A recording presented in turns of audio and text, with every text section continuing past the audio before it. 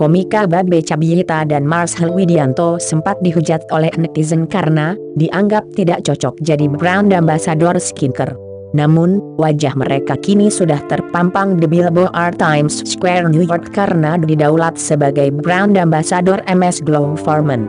Saya merasa bangga MS Glow bisa tayang di Times Square New York.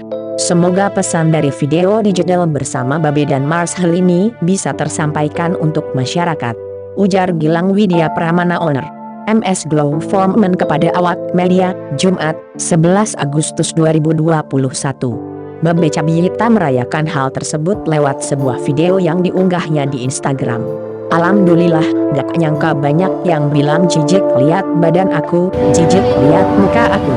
Tapi sekarang daki aku dilihat satu dunia, ujar Babe Cabita sembari bersorak.